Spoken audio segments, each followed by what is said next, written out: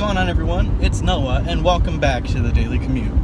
I know it's been a good minute since you've seen this show, but got a couple people saying they wanted it back, and you know, I really enjoy doing it, so we're gonna bring it back.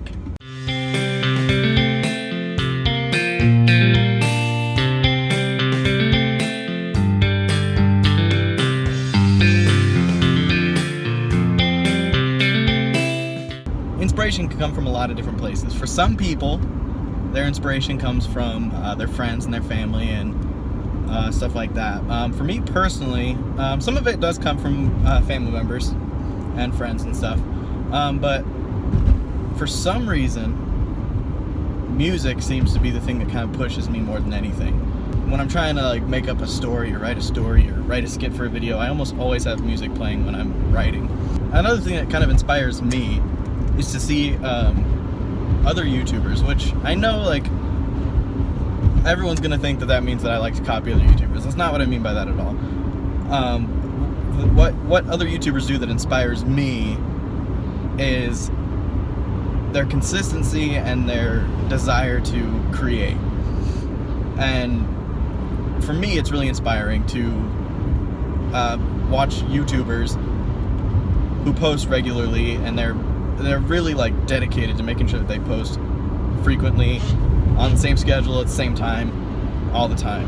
That kind of pushes me and helps me strive towards doing that myself, which is why starting this month, the month of March, we're going to be having 4 videos every single week.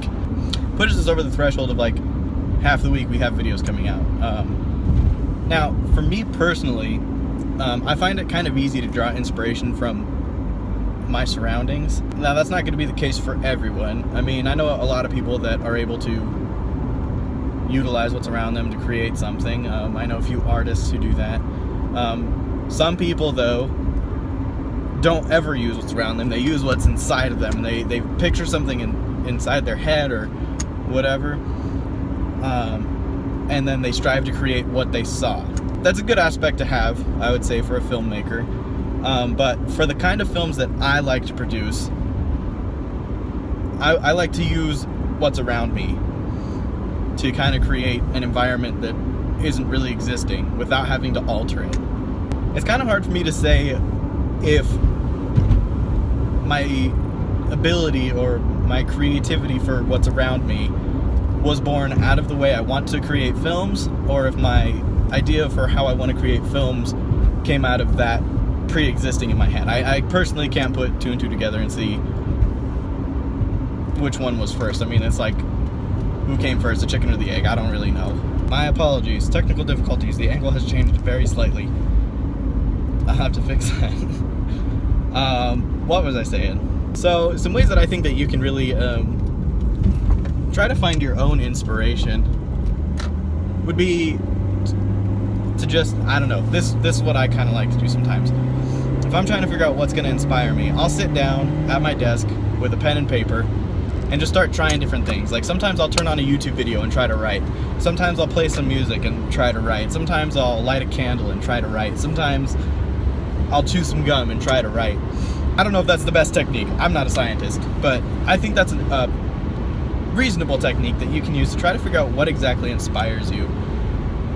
I would like to go over this topic a little bit more with another creative type, and kind of see what they have to say about it. So no matter what inspires you, whether it's music, candles, whatever it is, just make sure that you're being persistent with it and you never let it stop inspiring you. Thank you guys so much for watching today's video. If you enjoyed it, don't forget to share it on Facebook, Twitter, all the social media. Hit that subscribe button if you haven't already, and if you have hit that subscribe button, make sure you click that little bell next to it so you can get notified whenever I upload videos. If you got any questions for me, something you want to say, hit it up in the comment section below.